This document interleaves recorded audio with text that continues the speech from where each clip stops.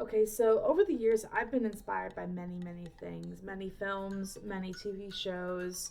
When I was a kid, some really cringe-worthy TV shows such as Shark Boy and Lava Girl. Woohoo! Visual effects. Um, at its greatest. Um, but the biggest influence that I've always had, and this kind of hit about middle school, late middle school to high school, to early high school. And the person that inspired me a lot was Tim Burton.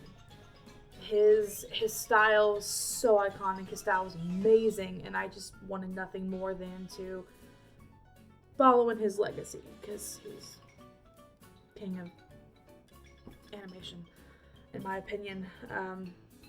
When it comes to the style of animation that he does, I think that over the years it's showed in my work a lot with different concepts and different ideas that I've come up with along the years.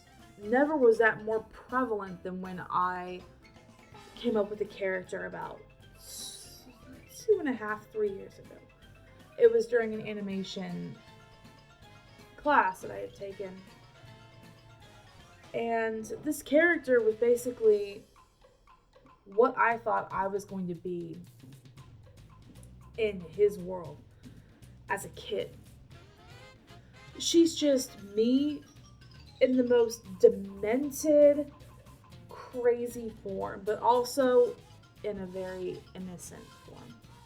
Very much like Tim Burton's style in so many ways.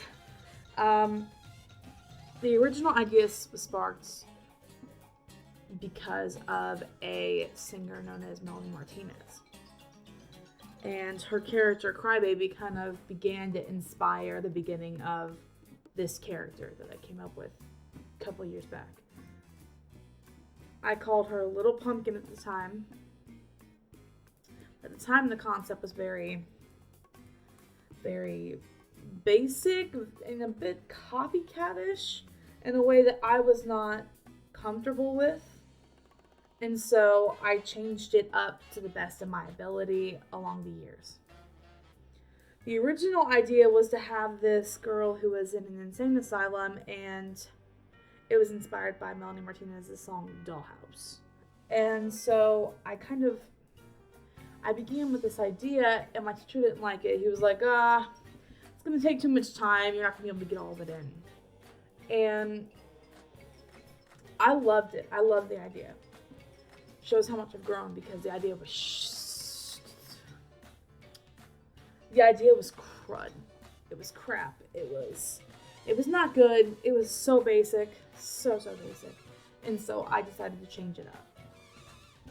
And a couple quarters later, I took a sculpting class, and I took that character, made her much younger, much more sympathetic, and then sculpted her in her more demented form, and then sculpted her in a cute, friendlier, but still kind of creepy form. And she still kind of had that doll look because she had button eyes. But fast forward about a year after that, and it got to the point where I was in an animation class, and I decided to challenge myself and go for the final. And I had that same teacher that was really crappy, and he was like, no, it's too much. You can't do it. And I looked at him and I was like, yes, I freaking can. Yes, I can do it. I know I can. He was like, fine, if you want to do it, you're gonna shoot yourself in the foot or whatever. The original animation concept was a lot longer than what the final animation ended up being, because I ended up having to cut it because I did bite off a little bit too much for my taste. And so I found a place in the story where I could stop it and maybe revisit it, which is where we are now, revisiting it and adding the ending to it. So this character went from a very basic concept to a physical, actually touchable concept. And then now to the story in front of you, animated. Not 5-star animation, but pretty good. especially for my experience amount. It's pretty damn good. And then, now to the extended ending. The original cut ended with the character mutilating the villain in revenge, which you're probably like, what the heck? It does not sound like a Tim Burton film. It kind of does, but it's a little much for an animation. Well, that's kind of the point. It's kind of taking his work for kids, like Charlie and the Chocolate Factory, Nightmare Before Christmas, Corpse Bride, Frankenweenie, taking all of that cute, adorable stuff, taking it into the 2D animated world, because doing a claymation that's that long could take years, and it could also, it takes a lot of technology that I cannot afford. And then taking all of his adult work, like Sleepy Hollow, Edward Scissorhands. It's just taking all those adult films with the childlike-esque charm and putting it all together in one thing and showing the story of this character. Which is crazy as it is, I look back on all of my animated pieces that I've done, and it's the same character design throughout her life, and I kind of look back on it and I'm like, pretty sure I animated this character multiple times in different ways, and it's really cool to see where that led to.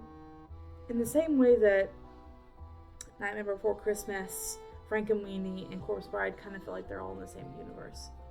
Because I think deep down, Tim Burton knows that they really are. Just like deep down, I know that I use the same character in all of my animations up to this point. So, this is the extended version, and I hope you guys like it.